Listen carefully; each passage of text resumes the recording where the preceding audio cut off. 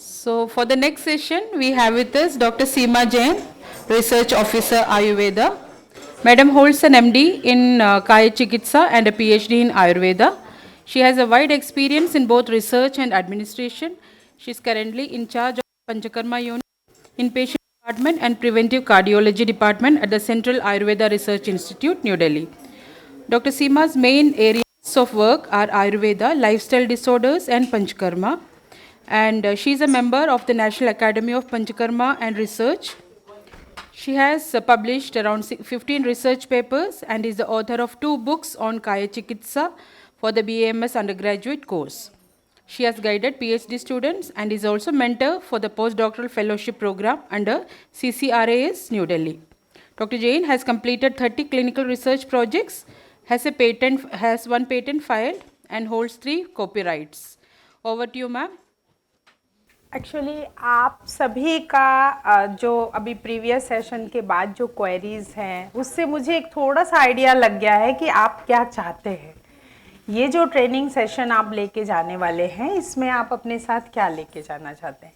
एक standard treatment guidelines जो कि मेटाबॉलिक डिसऑर्डर्स के लिए ministry of Ayush CCRS and IR ने तैयार किया है, वो मैं आप लोगों के साथ शेयर करूँगी। और इसमें मेरा टॉपिक है ओबेसिटी एंड गाउट। बहुत ज़्यादा डिटेल में जाने से पहले ओबेसिटी जो है उसका इंटरनेशनल डिजीज़ कोड जो है वो है 11 ICD 11 का TM2 कोड 7A02.0 एंड स्थौल्य जो आयुर्वेद में डिस्क्राइब्ड है 401B-1 अति स्थौल्य। ये कोड आप अगर सर्च करेंगे तो आपको इन कोड से स्थौल्य मिलेगा।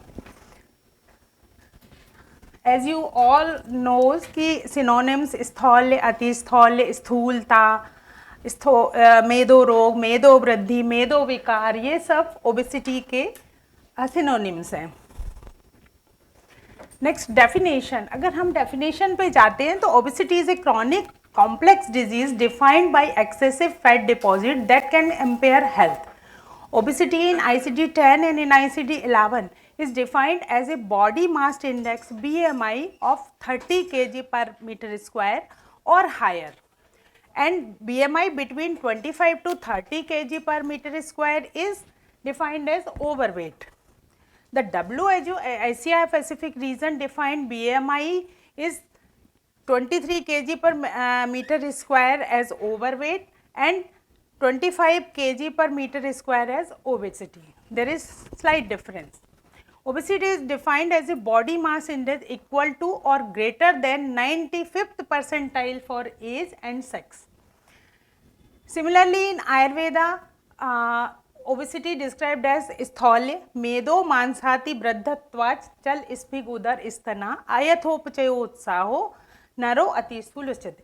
यहाँ पे BMI से नहीं वर्णन है, किसी का BMI अकॉर्डिंग टू आयुर्वेद अगर 25 से ज़्यादा है बट उसका चलते समय स्फिग उदर और स्तन में मूवमेंट नहीं है, यानी इतना पेंडुलस नहीं है, और साथ में अगर वो एक्टिव है, फुल्ली एक्टिव है और फैट डिस्ट्रीब्यूशन इक्वल है। आयथोपचय मतलब means unequal distribution of fat, कहीं पे ज़्यादा कहीं पे कम। तो अगर इक्वल डिस्ट्रीब्यूशन है और उत्साह है उसमें अपने का, एक्टिव है, फिजिकल एक्टिव, तो उसको फिर ओबेसिटी में नहीं लेंगे। तो यहाँ पे थोड़ा सा वेरिएशन है आयुर्वेद में। मेरा MD और PhD दोनों में ही ओबेसिटी टॉपिक था और इसमें जो हमने काम किया है लेखन वस्ती, बहुत ही ड्रास्टिक रिजल्ट है, वो भी अगर टाइम हुआ अलाउ किया तो मैं आपको बताऊंगी। तो according to Charak, due to excessive increase of मेद धातु, ऑल ऑफ यू नो सप्त धातु सारस रक्त मात्मे रसी मज्जा शुक्र, along with मांस धातु, person who becomes disfigured, lack of enthusiasm and has pendulous sphic udar and sthan is called atisthul. Incidence of obesity is in 22, 1 in 8 people in the world living with obesity, 2.5 million adults 18 year and older were overweight. Of these, 890 million were living with obesity. As per National Family Health Survey 5, 1 in every 4 Indian is now having obesity. There is 135 million obese individual in India. The prevalence of abdominal obesity is in the country was found in 40% in women and 12% in men. Women are more prevalent. In 22, overweight affected around 37 million children under 5 globally, and over 390 million children and adolescents aged 5 to 19 years were overweight. So, obesity and overweight are a major risk factor of non-communicable diseases such as heart disease, stroke, type 2 diabetes mellitus, PCODs, and certain cancers: endometrial, breast, ovarian cancer, prostate cancer, liver cancer, gallbladder cancer, kidney and colon cancer, colorectal cancers. Therefore, obesity is more effectively defined by assessing its linkage to morbidity and mortality. अब हम वापस आयुर्वेद पे आते हैं, तो सबसे पहले निदान पंचक में निदान कॉजेज क्या है, what is the causes of obesity और स्थूल? आहार, विहार, मानसिक एंड बीज स्वभावज हेतु। आहार हेतु अति संपूर्णता एंड अध्यसन, ओवर ईटिंग, खाना पेट भरा हुआ है फिर भी खाना खा रहे हैं, ओवर ईटिंग, गुरु स्निग्ध आहार सेवन, पिछिल अति अभिसंधि आहार सेवन और बहुत ज़्यादा मधुर आहार का सेवन करना। विहारात्मक हेतु में हो गया अव्यायाम, दिवास्वप्न, दिन में सोना आयुर्वेद में वर्जित है, सिर्फ ग्रीष्म ऋतु में दिन में सोना बताया है। तो व्यायाम, physical activity, lack of physical activity, day sleep and अति निद्रा, बहुत ज़्यादा सोना भी कफ को बढ़ाता है, मेद को बढ़ाता है। मानसिक हेतु अचिंता, बिल्कुल मस्त खुश हैप्पी हैं हर समय, कोई किसी तरह का स्ट्रेस ही नहीं,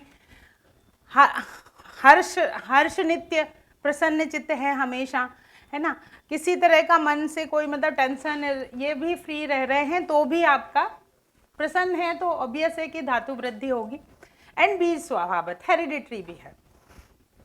देन रूप लक्षण, चल स्फिग उदर स्तन, अति क्षुधा एंड पिपासा, जो अष्ट निंदित दोष कहे गए हैं वो अति स्थूल में आते हैं सभी।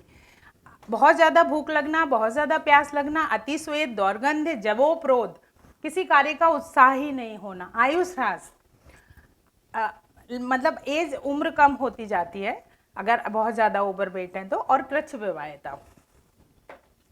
देन कम्स टू संप्राप्ति, ड्यू टू ऑब्स्ट्रक्शन ऑफ स्रोतस बाय एक्सेसिव मेद धातु जो बढ़ती है उससे वात दोष become primarily confined to the stomach, this augments the अग्नि कॉजिंग रैपिड डाइजेशन।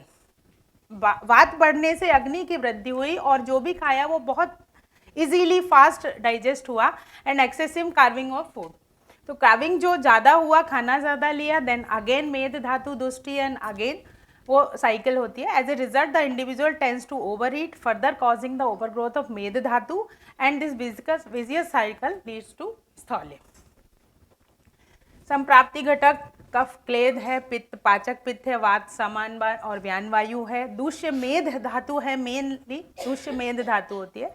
अग्नि, ओबेसिटी में हमेशा अग्नि का मेजर रोल है, अगर अग्नि बहुत तीव्र है, विषम हो रही है तो धातु का इम्प्रॉपर पाक होना ही है।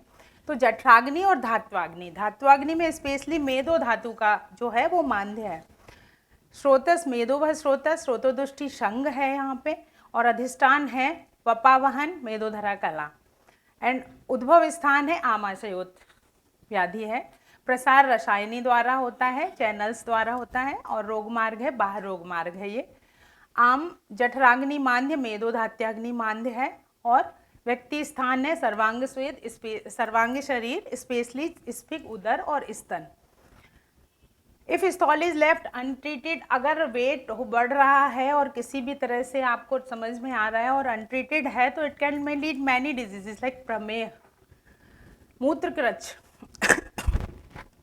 ज्वर, अतिसार, भगंदर, अर्श, उदर रोग एंड वात विकार, कास, श्वास, ये सारे उपद्रव के रूप में आयुर्वेद में डिस्क्राइब्ड है। Clinical examination of the obese patient, person presenting with overweight or obesity must have detailed history taken related to dietary habits, drug habit, कोई ड्रग तो नहीं ले रहा है वो, कोई मेडिसिन ऐसी तो नहीं ले रहा है जिसके कारण फ्लूइड रिटेंशन है, वेट गेन हो रहा है, या BMI उसका कितना है, उसकी हाइट और वेट के अकॉर्डिंगली रेशियो है। BMI आप जानते हैं body weight upon height in metre square, उससे कैलकुलेट होती है।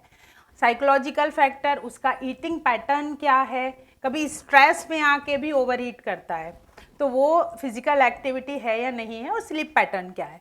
Clinical examination, perform systemic examination, उसका सारे सिस्टमिक एग्जामिनेशन भी आपने करना चाहिए। अप्रोप्रिएट इन्वेस्टिगेशन में आपको ओबेज है या नहीं है या ओवरवेट है, तो हिप वेस्ट सरकमफेरेंस होता है। Hip circumference, waist circumference, hip waist ratio कितना है, वेस्ट और हिप का ratio, and 1 in man and less than 1 in female होना चाहिए। And skin fold thickness, the variation of lean muscle mass and body fat percentage also assessed utilizing the body composition analyzer. ये थोड़ा advanced test हो गया. This is done to identify the environmental, genetic and lifestyle factors responsible for obesity, and at the same time identify the impact of overweight and obesity on the individual physically, mentally and socially. This is the indicators. History based indicator, body mass, body weight history, family history, drug history, illness history, clinical based obesity indicator, BMI, waist hip circumference and waist hip ratio, and investigation based full blood complete blood count by lipid profile, uric acid, thyroid profile, sugar level, etc. And imaging basis advanced test is dual energy X-ray absorption DXA, DEXA scan, and magnetic MRI, sorry, and body composition analyzer. These are the advanced tests. Comorbidities with complication.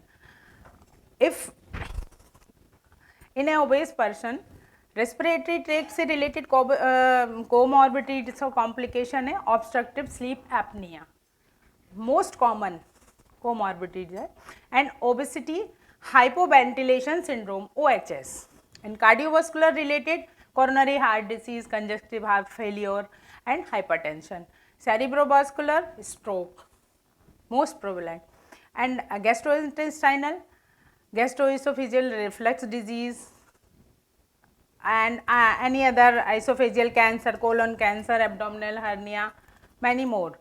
Metabolic disease में disorders, dyslipidemia, type 2 diabetes mellitus, hyperinsulinemia, metabolic syndrome, gout and gestational diabetes, hepatobiliary liver cirrhosis, liver gallstone, gall cancer, musculoskeletal osteoarthritis, and reproductive में male में gynecomastia and female में menstrual irregularity, PCOD, infertility is the most common. Cancer, liver cancer in male, pancreas cancer, rectum cancer, prostate cancer in female, gallbladder, bile duct, breast cancer, ovary, uterine and cervix cancer may lead to obesity. Differential diagnosis. Sorry. Obesity is known to be multifactorial, occurring due to complex interaction between genetics and environmental factors, where genetic factors per se can affect lipid metabolism and adiposity. The endocrinal factors affecting metabolism may also have genetic and environmental causation. Identification of underlying cause of overweight and obesity are the mainstay of its management and treatment. अब किसी को कोई भी किसी भी मतलब underline cause नहीं है और उसके कारण है तो सिंपली लाइफस्टाइल मैनेजमेंट से ही ठीक हो जाएगा. अगर इनटेक ज़्यादा है और आउटपुट कम है आप अपनी एक्टिविटी बढ़ा देंगे, बट अगर कोई अंडरलाइन कॉज है then you can treat first that underline cause, then after that obesity. Obesity due to lifestyle disorder easily treatable. Obesity due to endocrinal condition, तो एंडोक्राइनल डिसऑर्डर को पहले ट्रीट करना है. Obesity due to genetic condition, drug induced obesity. Essential test and advanced test for obesity. Essential: complete blood count, lipid profile, fasting glucose, insulin fasting level, serum uric acid, serum free T4 and TSH or HbA1c, and advanced test 24-hour urine free cortisol level, electrolyte panel test, ECG, chest x-ray, respiratory function test, liver function test, USG whole abdomen and pelvis, plasma leptin and all other tests. Classification of weight by BMI in adult. Underweight less than 18.5. Normal range 18.5 to 22.9. Overweight 23 to 24.9 kilogram per meter square. And obese grade 1 25 to 29.9 and obese second 30 or more than 30. Similarly, hip waist circumferences, Indian cut of male less than 90, in female less than 80. Waist hip ratio less than 0.9, less than 0.85. Waist circumference is 16.5 and in female 15.7. Neck circumference is 30.5, 35.25 and in female more than less than 34.25.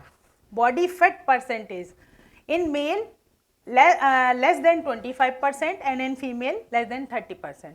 Body mass index less than 30, 23 overweight and more than 25 obesity.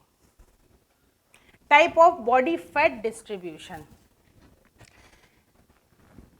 In only lower body fat distributed है तो वो lower body fat distribution है. Abdominal subcutaneous जहाँ पे abdomen वाले region में mainly और abdomen और उसके आसपास वाले एरिया में, इवन थाइज भी.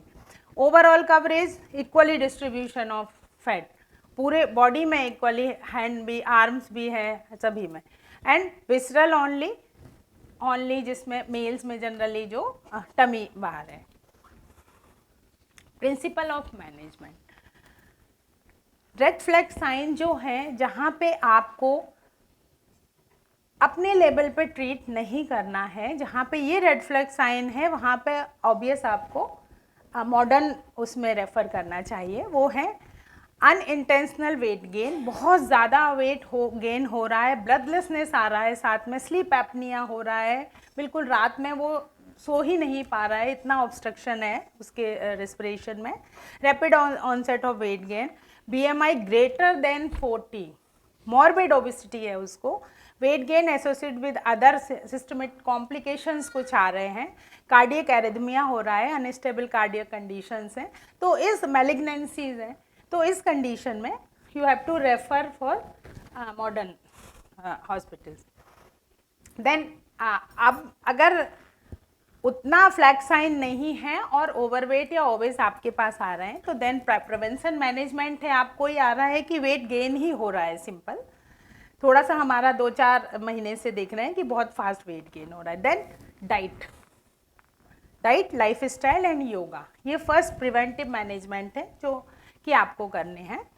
डाइट में आपको उसको जो आयुर्वेद में तो कहे हैं कि गुरु उसके हिसाब से नहीं जाके प्रैक्टिकली आपको उसको कहना है कि आपको 3 सफ़ेद चीज़ें, वाइट चीज़, शुगर, मैदा और चीनी, मैदा और साल्ट, 3 चीज़ों को आपको कम से कम लेना है. लाइफ स्टाइल में आप उसको बताइए, आप उसको जो हमारी ऋतुचर्या, दिनचर्या जो बहुत अच्छी वेल एक्सप्लेन्ड है वो, और योगा, कुछ योगिक practices.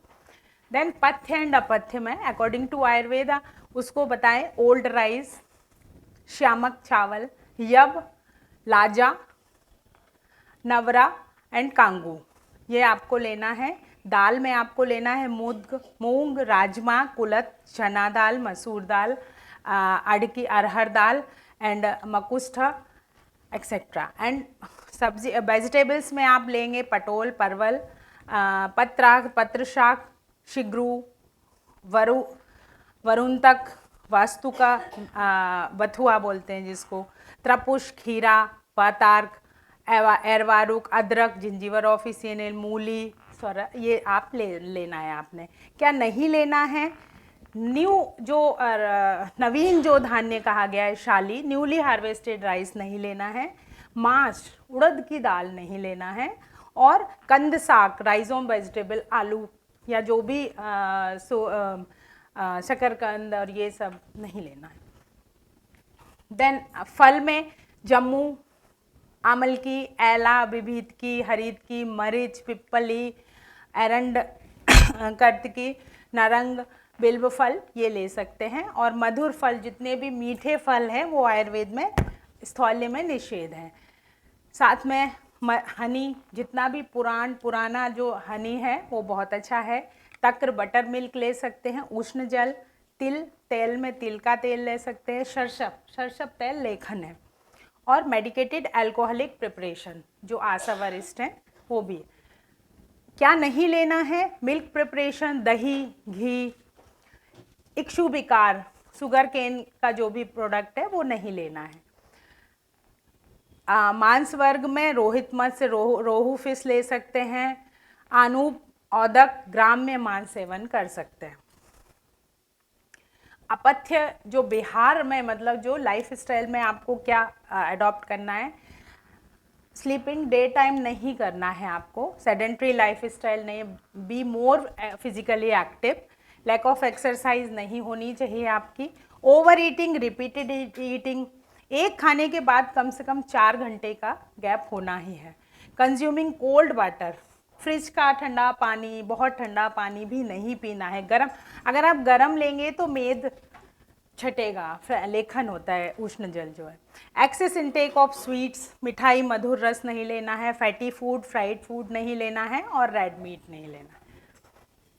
Then these are the yogic practices, कुंजल, नौली एंड सर्वांगासन, पश्चिमोत्तासन, मत्स्यासन, हलासन, ताड़ासन, अर्ध मत्स्येंद्रासन एक्सेट्रा, ये सारे योगा आप कर सकते हैं।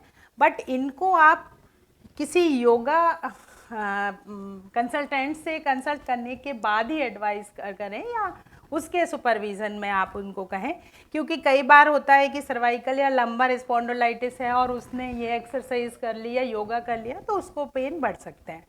तो प्रॉपर सुपरविज़न में ही आप एडवाइस करें। Line of treatment of obesity according to Ayurveda, first निदान परिवर्जन, जो निदान है गुरु स्निग्ध मधुर आहार, उनको आप बिल्कुल दूर रहें। लंघन डाइटिंग या फास्टिंग और साथ में संशोधन और संशमन।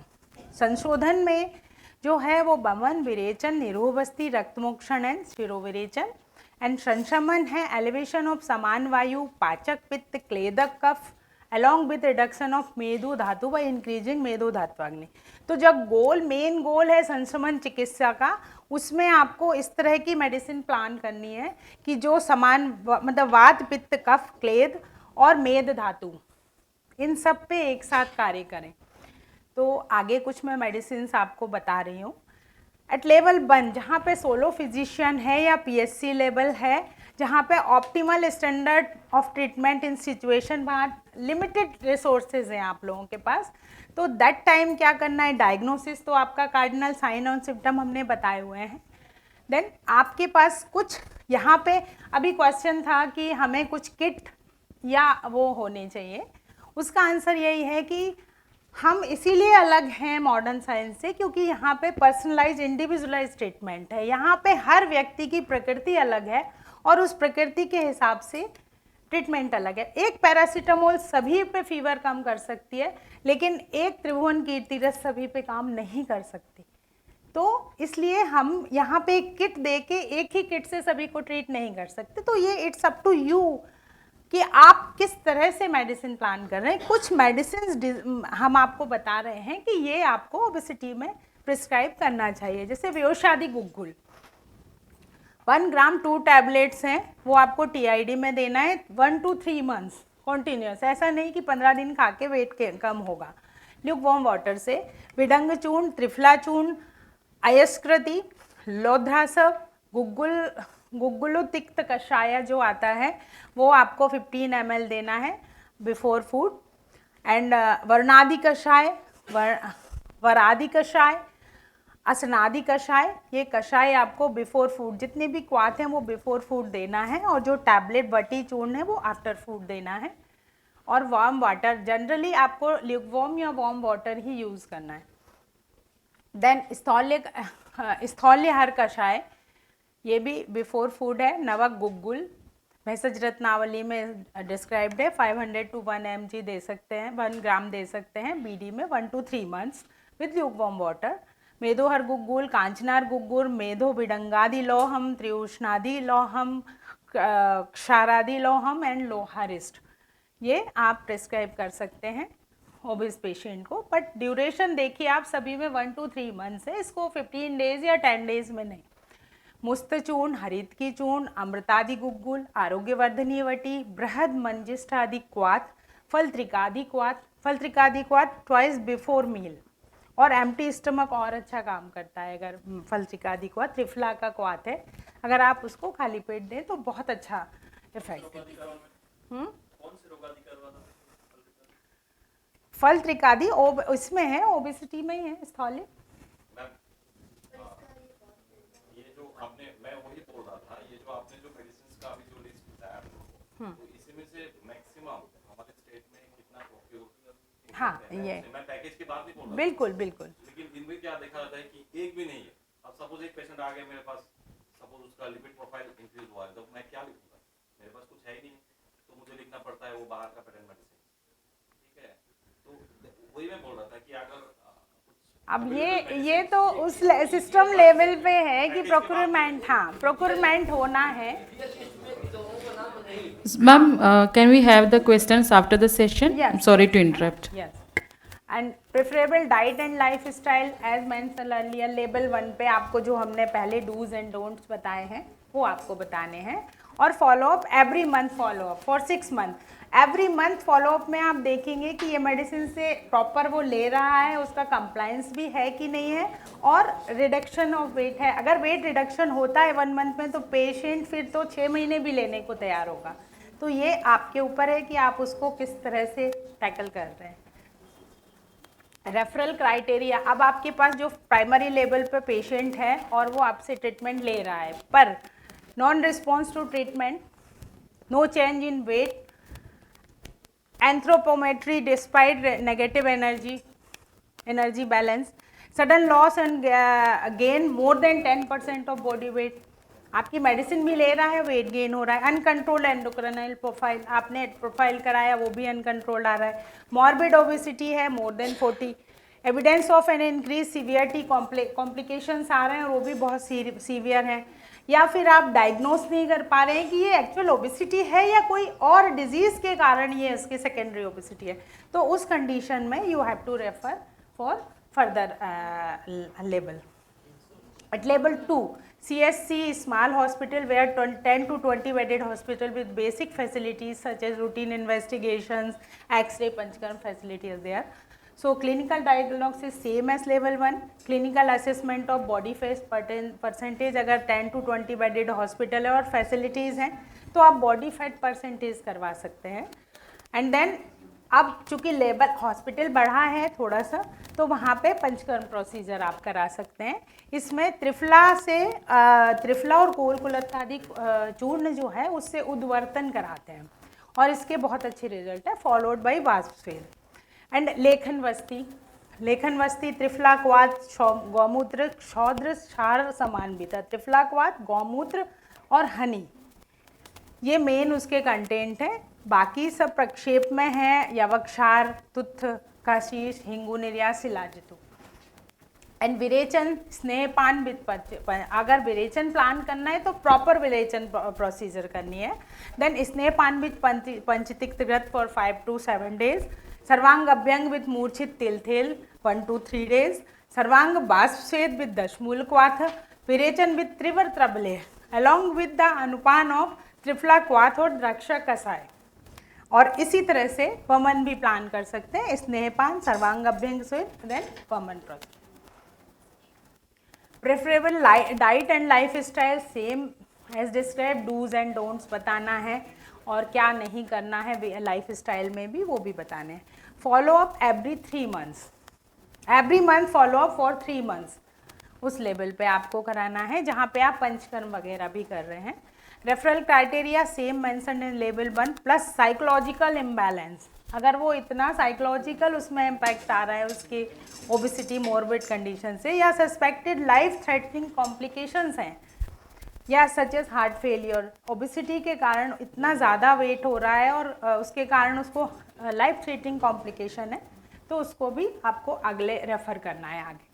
Then at level 3 AYUSH hospitals attached with teaching institutions, district level integrated state AYUSH hospitals में, यहाँ पे आपके साथ में आपको अलग अदर सिस्टम्स के साथ भी आपको हेल्प मिलेगी। तो यहाँ पे डायग्नोसिस सेम है, कंफर्म डायग्नोसिस कर सकते हैं आप CBRT with the help of following investigation, जैसे ट्रेडमिल टेस्ट एंड और exercise stress test, evaluate efficacy of functional heart during exercise, क्योंकि ओबिसिटी के कारण अगर हार्ट में इम्पैक्ट आए तो ट्रेडमिल टेस्ट और ये पॉजिटिव आ जाएंगे उसके। Management along with medicines mentioned in level 1 and 2 following पंचकर्म, शोधन पूर्व कर्म, स्नेहन स्वेदन एंड स्निग्ध उद्वर्तन is indicated in conditions of obesity associated with dryness, 3 to 7 days उद्वर्तन करना है। देन त्रिफला चूर्ण विथ मूर्छित तिल तेल के साथ में, रुक्ष उद्वर्तन in obese person is done using त्रिफला और कोल कुलत्थादि चूर्ण। अगर रुक्ष उद्वर्तन करना है तो गोधूम चूर्ण, त्रिफला और यदि स्निग्ध करना है तो मूर्छित तिल तेल मिलाना है त्रिफला चूर्ण में।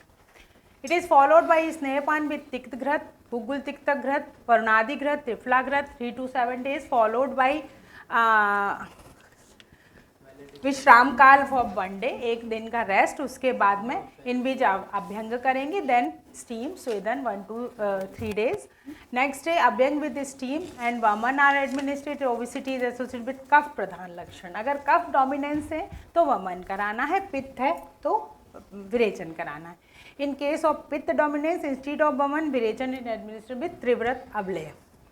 इन केस ऑफ वात dominance is more bloating of abdomen और एक्स हैं तो लेखन वस्ती इज द बेस्ट। इन लेखन वस्ती ड्रग्स हैविंग लेखन प्रॉपर्टीज आर यूज्ड, योग वस्ती इज एडमिनिस्ट्रेटेड फॉर 8 day, काल वस्ती फॉर 16 एंड कर्म फॉर 30 days।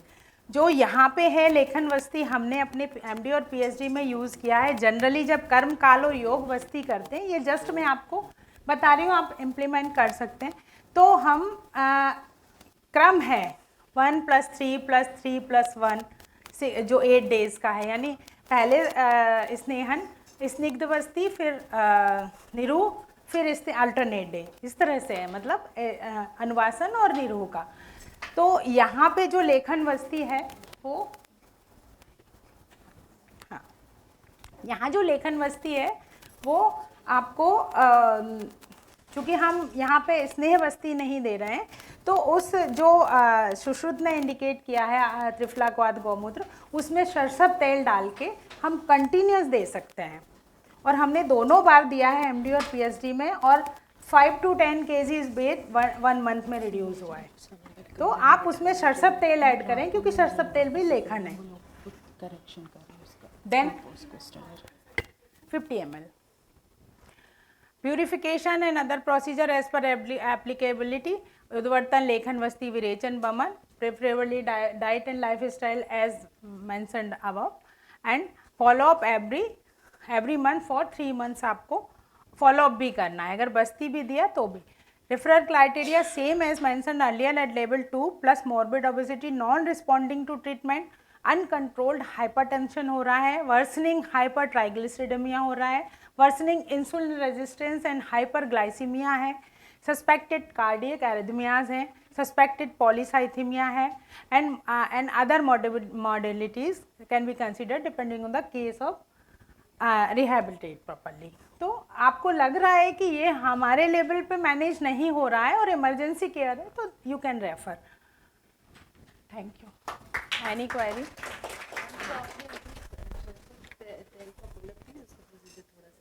सरसब तेल का प्रोसीजर जो आपने बोला, जो लेखन वस्ती बनाना है, एक्चुअली बस्ती बनाने के लिए आपको प्रॉपर बस्ती तभी काम करेगी जब आपको उसी क्रम से बनाएंगे जो आचार्य चरक ने बताए। माक्षिकम, लवणम, स्नेहम, कलकम, क्वाथम इति क्रमात्। पहले माक्षिक शहद लिया, उसमें लवण मिलाया, तो यहाँ पे सैंधव लवण है, यवक्षार भी है। फिर माक्षिम स्नेहम, तो स्नेह में यहाँ पे सरसब तेल डालना है 50 ml और अच्छे से मिक्स करना है। देन कल्क, कल्क है या यवक्षार, सरसप, ये बचा और ये जितने भी आप ड्रग ले सकते हैं जो कि लेखनीय हो, लेखनीय महाकषाय के भी वो आप डालें। और उसके बाद एंड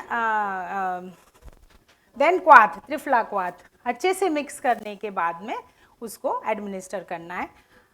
जनरल मतलब जो अकॉर्डिंग टू शास्त्र है उसके अकॉर्डिंग वो टॉलरेट नहीं होता, 1200 ml है, बट ये 900 ml, 8 to 900 ml टॉलरेट हो जाता है। और अगर 15 to 20 मिनट्स भी अगर पेशेंट अंदर उसको टॉलरेट करता है, होल्ड करता है, तो इसके रिजल्ट्स हैं। इमीडिएट अगर बाहर आता है तो नहीं, लेकिन अगर 15 मिनट भी अगर टॉलरेट करता है तो इसके रिजल्ट। मैडम जैसे कि आपने बीएमआई के हिसाब से डोज डिसाइड हुआ है कि इतना वेट और इतना बीएमआई में ये ट्रीटमेंट करनी है, इतना बीएमआई में ऐसा कुछ स्टडी? नहीं, देखिए 25 to 35 तक का ही है, क्योंकि 35 से अब मोरबिड में आ जाता है ना, तो आपको 25 से 30 तक ही ट्राई करना है। और उसी में कोई डिवीजन है अलग कि भैया नहीं हिसाब से हमको ये नहीं, line of treatment आपका ये सजेशन ठीक है, हम उस लेवल पे भी हम लोग प्लान करेंगे आगे, इसमें और इम्प्लीमेंट कुछ करने की कोशिश करेंगे। अदरवाइज क्योंकि वो अलग है, आपको पहले ये रूल आउट कर लेने हैं कि ये सिंपल ओबेसिटी है या ये किसी कोमॉर्बिड किसी और कंडीशन का कॉम्प्लिकेशन है या सेकेंडरी है। प्राइमरी ओबेसिटी नहीं है, सेकेंडरी है, तो वो रूट कॉज को ठीक करने पे ही ठीक होगी, वहाँ बीएमआई से वो नहीं आएगा, है ना। इसीलिए रेफरल यहाँ पे स्टेट भी बताइए कि किस कंडीशन में आपको रेफ़र कर देना है, क्योंकि अगर आपके पास डायग्नोस्टिक टूल प्रॉपर नहीं है तो आप उसको डायग्नोस प्रॉपर कर नहीं पाएंगे। Any other query?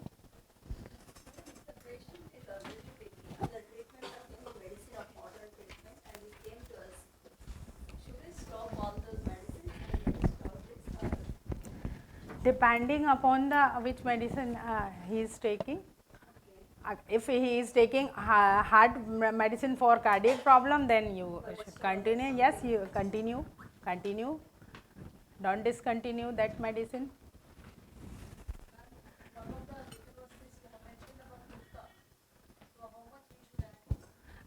एक्चुअली तुथ और ये क्लासिकल जो सुश्रुत संहिता में वर्णित है वो नहीं आपको मिलेगा, क्योंकि तुथ फिर शोधित तुथ भी चाहिए, आपको शुद्ध होना चाहिए, तो उसकी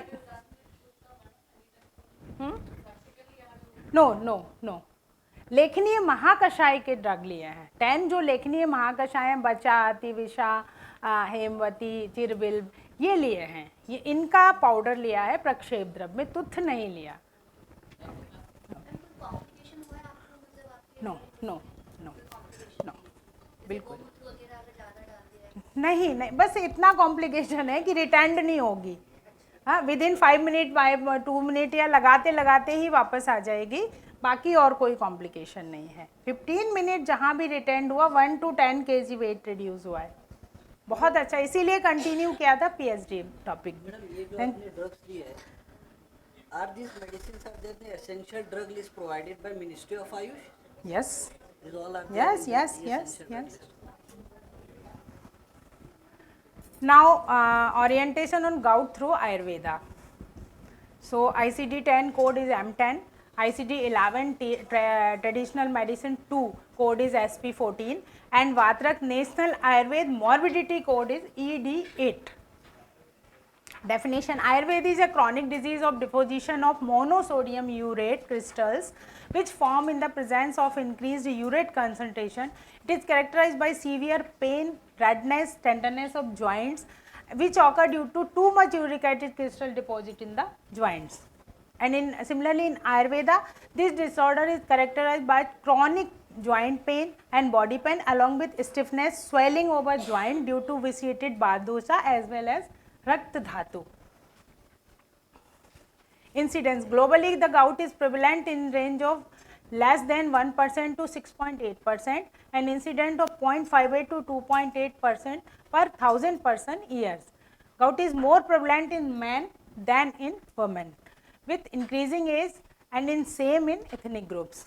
In India, approximately 0.1 to 0.19% population is affected by gout with male preponderance. The reported male is to female ratio is approximately 7.7 is to 1 to 9 is to 1, but the people over the age of 65 this ratio is reduced, 3 is to 1 हो जाता है. Polyarticular gout is more frequent in elderly male and female.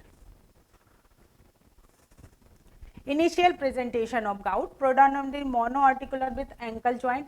मुझे लगता है time limit है हमारे पास और हमें इन सिम्टम्स को जानना चाहिए. मेनली जो आता है वो एंकल जॉइंट से होता है, लेकिन ओवरऑल फर्स्ट जो है गाउट को जो रिप्रेजेंट करते हैं वो कि फर्स्ट मेटाटार्सोफेरेंजियल जॉइंट है, जो ग्रेट टो का जॉइंट है, वो कॉमनेस्ट जॉइंट है जो अफेक्टेड होता है मोर देन 90% पीपल में, और ये सेम पॉइंट पे ही आता है. लेकिन अगर मोनो आर्टिकुलर है तो एंकल जॉइंट में भी अगर पेन आ रहा है, आपके पास पेशेंट आ रहा है, आप उसका सीरम यूरिक एसिड टेस्ट करा लीजिए. रिस्क फैक्टर है हाइपर यूरोकेमिया, जेनेटिक फैक्टर्स हैं, डाइटरी फैक्टर्स हैं जैसे meat, seafood, sugar, sweetened soft drinks और फूड इन हाई फ्रक्टोज ले रहा है पेशेंट तो भी उसमें बढ़ जाएगा. अल्कोहल कंजम्पशन है, specially beer and hard liquor. Obesity है, हाइपर ट्राइग्लिसरीमिया है, डायबिटीज़ है, मेटाबॉलिक सिंड्रोम है. इंक्रीज डायबिटिक यूजेस है बहुत ज़्यादा. क्रॉनिक कोई रीनल डिजीज़ है तो भी रिस्क फैक्टर है गाउट होने का. एंड रिसेंट सर्जरी और ट्रॉमा है, hypertension and menopause. At the time of menopause भी पेन बढ़ जाते हैं जॉइंट. इन आयुर्वेदा वातरक्त is the disease produce by विशेषण ऑफ वात एंड रक्त धातु. वात एज वेल एज रक्स get aggravated due to their own aggravating. निदान जो सेवन बताए हुए हैं उनसे वात बढ़ा. एंड देन वात दोषा get obstructed due to aggravated रक्त धातु. रक्त धातु ने वात का मार्ग रोका है यहाँ पे और आवरण किया है. It gets more vitiated causing further विशेषण ऑफ रक्त धातु and resulting in development of disease of वातरक्त. इसलिए रेडनेस, रक्त धातु इन्वॉल्व में तो हॉट एंड रेडनेस वहाँ पे ज़्यादा होता है. According to Acharya Charak, vitiated bath and rakt affect the joints of hand, feet, fingers and other joints slowly. Hands and feet are the site of first attack and then after whole body comes under the grip of the disease. So clinical examination में sign and symptom of gout usually occurs suddenly. Acute onset होता है generally और at night. रात में intense pen, joint pain होगा, वो मेटाबिक to में भी हो सकता है और किसी एंकल नी या रिस्ट में, एल्बो में भी हो सकता है. और 4 से 12 घंटे तक इस तरह का सीवियर पेन रहता है. लिंगरिंग डिस्कम्फर्ट है, सिम्टम सबसाइड हो गए 12 घंटे बाद भी, फिर भी जॉइंट डिस्कम्फर्ट कंटिन्यू रहेगा few days to few week. And inflammation and redness. 5 minutes to 10 minutes time. Okay. So inflammation and redness and limited range of motion will be there. This is the picture. Redness, big toe में redness है और swelling है, and fingers में भी. Differential diagnosis you can do with septic arthritis, trauma, कहीं चोट तो नहीं लगी इसके कारण swelling और pseudogout rheumatoid arthritis टेस्ट कराएंगे, RA फैक्टर पॉजिटिव आएगा. सोरियाटिक आर्थराइटिस में हिस्ट्री मिलेगी आपको सोरियासिस की भी. Reactive arthritis, monoarthritis, acute bursitis and tendosynovitis. Differential diagnosis of वातरक्त. यहाँ पे गाउट, संधिगत वात और आम वात, इन तीनों में डिफरेंशियल डायग्नोसिस करना है आपको. जहाँ आम लक्षण मिल रहे हैं वहाँ पे आम वात है और संधिगत वात और वातरक्त में नहीं मिलेंगे. ज्वर मिलेगा वातरक्त में और आम वात में, संधिगत वात में नहीं होगा. जहाँ पे पेन है, पेन ही डिफरेंशिएट करेगा. जहाँ पे मूषक दंत पेन लाइक रेड बाइट, चूहे के जैसे काटने का जो पेन होता है उस तरह का होगा और एपिसोडिक होगा. अभी हुआ, आज हुआ, अभी हो सकता है अगले 10 दिन ना हो. और संधिगत वात में है प्रसारण आकुंचन में पेन होगा, मोड़ने में, जो चलने में, उठने बैठने में. और आमवात में ब्रश्चिक दंश, जैसे बिच्छू ने काटा है इस तरह का पेन है और संचारी है ना. इंटॉलरेबल पेन विद मतलब कभी इधर कभी इस जॉइंट में ऐसे होता है.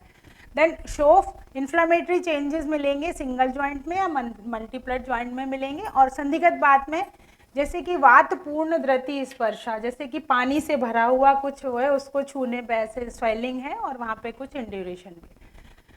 आम बात में है सर्वांग संधिगत पूरी जॉइंट में इन्फ्लेमेशन होगा और इन्वॉल्विंग मल्टीपल जॉइंट में होगा। जॉइंट अफेक्टेड कौन सा है? स्मॉलर जॉइंट गाउट में, मेनली छोटे जॉइंट में है, हाथ और पैरों के, यूजुअली एसिमेट्रिकल है, वेट बेयरिंग जॉइंट में है संधिगत वात, और आम बात है मल्टीपल जॉइंट में है लेकिन बाइलेटरल सिमेट्रिकल है, दोनों हाथों में होगा, दोनों पैरों में होगा, एक साथ होगा, मॉर्निंग स्टिफनेस के साथ होगा। नेक्स्ट सपोर्टिव इन्वेस्टिगेशन है identification of uric crystal in fluid, synovial fluid में, पर ये बहुत प्रैक्टिस में नहीं है, इसको नहीं करते हैं। सिंपल डायग्नोस्टिक टेस्ट है सीरम यूरिक एसिड, ओनली ये in practice the test is apply only a minority of patient जो कि फ्लूइड से करते हैं। एसेंशियल इन्वेस्टिगेशन है serum urate concentration equal to और मोर देन 6 अगर है तो। एडवांस इन्वेस्टिगेशन में एक्सरे करा सकते हैं, टॉफाई मिल सकता है, यूरेट के क्रिस्टल्स मिल सकते हैं, अल्ट्रासाउंड मिलेगा, डुअल एनर्जी कंप्यूटेड टोमोग्राफी या साइनोवियल फ्लूइड एग्जामिनेशन आप एडवांस में करा सकते हैं जब आपको नहीं आ रहा का। बाकी routine CRP, RA factor etcetera. Diagnostic criteria asymptomatic hyperuricemia, acute gout. अब ऐसा जब यूरिक एसिड बढ़ रहा है तब कोई भी सिम्टम नहीं होता है, कुछ भी नहीं हो रहा है, वो फेज है एसिम्प्टोमेटिक में। तो अगर वो रैंडमली कभी आपने चेक कराया और इन्वेस्टिगेशन में यूरिक एसिड रेज्ड आता है, then acute attack. Acute attack की कंडीशन में पेन हो गया, सीवियर सब होगा और उस time more than 6 uric acid आ सकता है। इंटरक्रिटिकल पीरियड इन दोनों के बीच का फेज जहाँ पे एक्यूमुलेट हो ही जा रहा है और वो फिर अटैक की कंडीशन में आएगा। एंड क्रॉनिक स्टेज में टॉफाई प्रेजेंट होंगे। ACR EULAR जो गाउट का क्राइटेरिया है उसमें स्टेप 1 में तो यही है कि अगर more than 1 episode of swelling और पेन आपको है, टेंडरनेस के किसी जॉइंट में, तो आपको वो स्टेप 1 में लेना। स्टेप 2 में सफिशिएंट क्राइटेरिया है कि उसमें positive MSU monosodium urate crystal आ रहे हैं आपके, है ना, तो जॉइंट में वो मिलेगा। और स्टेप 3 क्लासिफिकेशन में है, अगर आगे एक टेबल में दिखा रही हूँ, स्कोर अगर थ्रेशोल्ड जो मोर देन 8 या इक्वल टू 8 है तो वो गाउट को क्लासीफाई करेगा। इसमें क्लिनिकल, लेबोरेटरी और इमेजिंग जो क्राइटेरिया दिए हुए हैं और उनकी ग्रेडिंग है, ये EULAR जो ग्रेडिंग है उसके अकॉर्डिंगली। तो यहाँ पे अगर उनका स्कोर 8 और मोर देन 8 आ रहा है then gout is confirm. According to Charak 3 type के, मतलब अवस्था भेद और दोष भेद, उत्तान गंभीर और उभयाश्रित। उत्तान सुपरफिशियल धातु में, गंभीर डीप धातु में और उभयराश्रित दोनों में। एंड देन दोष भेद से वातज, पित्तज, कफज, रक्तज एंड द्वंद्वज। मैनेजमेंट में प्रिंसिपल रेड फ्लैग साइन का है, these sign should be assessed before initiating treatment for need for management consultation to modern medicine. ये आपको देखना है, अगर अनकंट्रोलेबल पेन है, पेशेंट कंट्रोल ही नहीं कर पा रहा है, इवन मतलब कुछ भी टच भी हो रहा है बेड पे, पैर पे, कपड़े भी, तो भी वो अनबेरेबल पेन है, जॉइंट डिस्ट्रिक्शन होना शुरू हो गया है। कॉन्स्टिट्यूशनल फीचर सच है फीवर और weight loss, severe weight loss है, फीवर भी रह रहा है उसको, थकान, एकदम कुछ भी नहीं कर पा रहा है और रीनल फेलियर के साइन आ रहे हैं, तो आपको रेड फ्लैग साइन है। Patient should be educated on their diagnosis. अब यहाँ ये ध्यान रखना है कि उसको आप बताइए कि आप क्या डायग्नोस कर रहे हैं और इसके क्या क्या आगे कॉन्सिक्वेंसेस हो सकते हैं। They should be educated about the natural history of disease with possible complications. Patient को आप प्रॉपरली गाइड करके रेफर कीजिए। Therapeutic options need to be discussed along with dietary restriction, lifestyle changes such as exercise, weight control and other. Prevention. अगर आपका red flag sign नहीं है और simply pen होता है, 1-2 एपिसोड आए, देन उस कंडीशन में निदान परिवर्जन, avoidance of positive factor, unhealthy diet and lifestyle, postural causes को अवॉइड करें। डाइट और लाइफस्टाइल में first line of treatment to all disorder is correction of agni by avoiding the cause and a few modification of diet and lifestyle. Then do's and don't.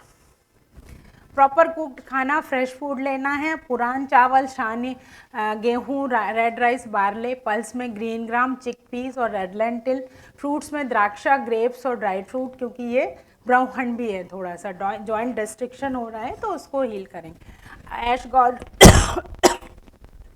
Sorry vegetable like bitter gourd, elephant foot yam, सूरन जिसको कहते हैं, pointed gourd परवल, rock salt, black pepper और asafoetida हींग लेना है। Judicious intake of milk, ghee, butter made from cow और गॉड। हर्ब्स लाइक काकमाची, सतावरी, वास्तुक, बथुआ, उपोदिका, तंडुलिये, ग्रीन चौलाई etcetera. And internal external oiling, स्नेहन in vata dominance condition and deep muscular massage, उपना।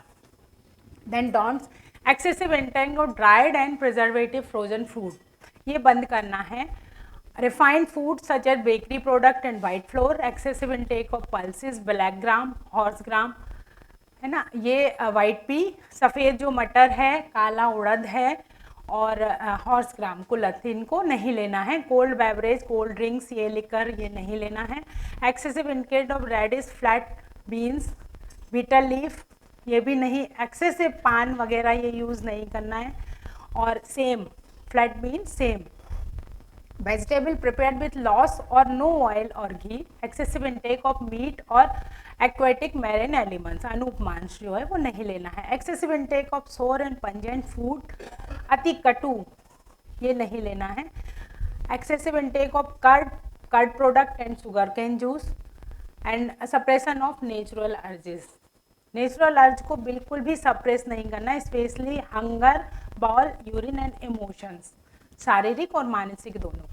Affected part are given to be शीत और उष्ण परिषेक, pouring of cool hot decoction over body according to the दोषिक इन्वॉल्वमेंट। अगर पित्त है तो शीत, कफ है और वात है तो उष्ण परिषेक करना है। मेडिकेटेड पोल्टिस, प्रदेह जो है या जेंटल मसाज कर सकते हैं। और अप्रोप्रिएट एक्सरसाइज, एडिक्वेट रेस्ट उसको कराना है। डे टाइम स्लीपिंग नहीं करना है, दिवास्वप्न, व्यायाम, एक्सेसिव एक्सरसाइज नहीं करना है। Activity causing increasing body temperature, जिनसे भी टेम्परेचर बढ़े लाइक सनबाथ और एक्सेसिव सेक्सुअल इंटरकॉर्सेस, वो नहीं करना है।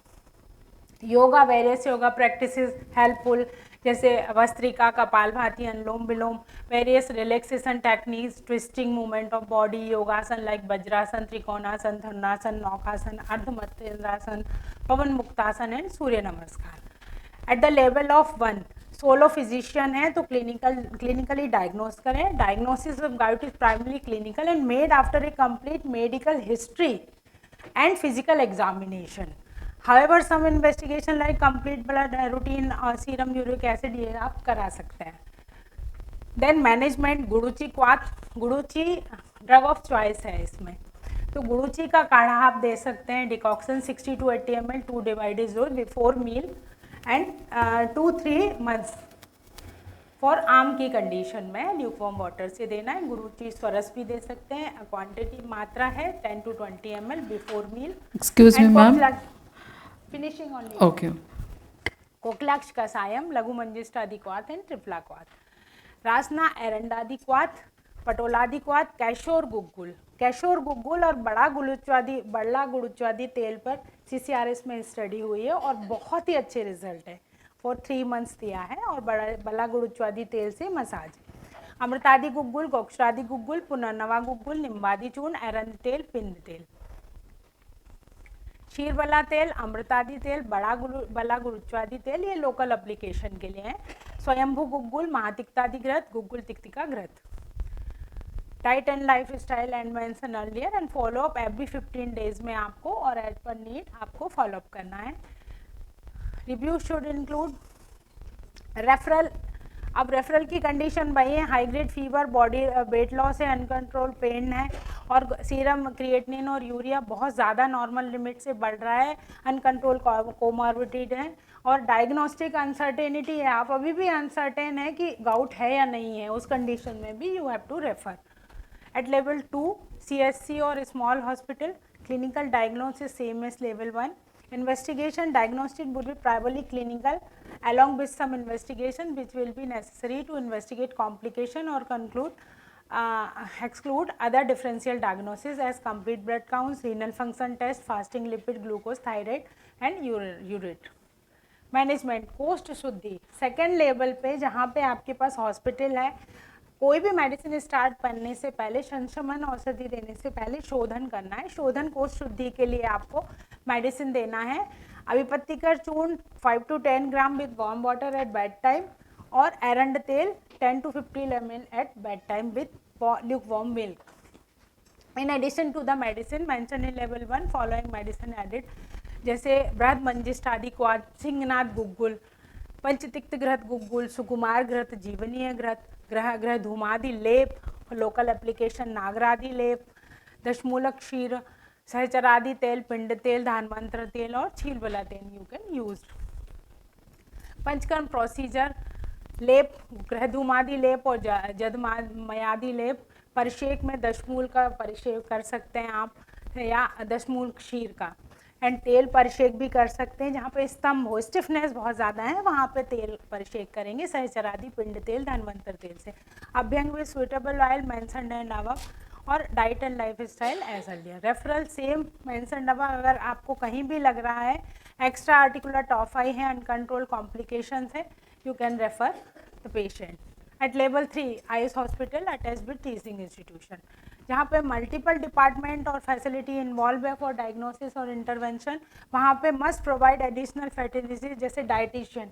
आप प्रॉपर डाइट के लिए डाइटिशियन को रेफ़र कीजिए, काउंसलिंग कराइए, फिजियोथेरेपी यूनिट में भेजिए, सोफिस्टिकेटेड प्रोसीजर लाइक अग्निकर्म, पेन में बहुत आराम आता है, तो अगर वहाँ पे ये फैसिलिटी है तो अग्निकर्म, क्षारकर्म भी आप करा सकते हैं उस लेवल पे। Clinical diagnosis same, and management है in addition to medicine mention in level 1 and 2 following medicine. यहाँ पे आपको चूँकि थर्ड लेवल पे आप जा रहे हैं, मतलब 2 लेवल पे मैनेज नहीं हो रहा है और वो और एडवांस स्टेज में आपके पास आए, वहाँ पे आपको धातु पुष्टि के लिए भी रसायन थेरेपी भी ऐड करना है उस प्रीवियस ट्रीटमेंट के साथ में। शिलाजितु रसायन इंक्रीजिंग ऑर्डर में देना है आपको, वर्धमान मतलब क्रम में, और पिपली रसायन, मधुयष्टि रसायन, च्यवनप्राश एंड दशमूल तिक्तक, दशमूल हरित की रसायन। ये डेली वंस और ट्वाइस अ डे दे सकते हैं, 6 to 12 ग्राम, च्यवनप्राश 12 to 24 ग्राम भी दे सकते हैं। देन पंचकर्म प्रोसीजर, लेबन एंड 1-2 के अलावा विरेचन कर्म करा सकते हैं, दीपन पाचन पंचकूल चूर्ण त्रिकटु से, स्नेहपान सेंधवादी तेल से करा सकते हैं, अच्छघृत पान प्लेन घी भी पिला सकते हैं। मृदु अभ्यंग स्वेद के बाद विरेचन करेंगे। विरेचन के बाद में संसर्जन क्रम अकॉर्डिंग टू शुद्धि 3, 5 और 7 डेज, आप सभी जानते हैं। अगर एक दिन अगर मध्यम शुद्धि है तो 5 दिन, अवर शुद्धि है तो 3 दिन, और प्रवर शुद्धि है तो 7 दिन। इस तरह से संसर्जन क्रम आप उसको गाइड करेंगे। और रक्त मोक्षण, क्योंकि प्रॉपर पंचकर्म कराने के बाद अगर संसर्जन नहीं कराया तो भी आपका ट्रीटमेंट फेल है, तो संसर्जन भी आपको प्रॉपरली गाइड करना है। देन रक्त मोक्षण, रिलीज थेरेपी और अदर करा सकते हैं। मात्रा वस्ती में मात्रा वस्ती, यापन वस्ती दे सकते हैं, तिक्त क्षीर वस्ती दे सकते हैं, पंचतिक्त क्षीर वस्ती दे सकते हैं, यापन वस्ती, गुरुच्वादी यापन और मधु तैलिक वस्ती बहुत ज़्यादा यूज़ होती है। और डाइट लाइफ स्टाइल और referral criteria same as. Thank you.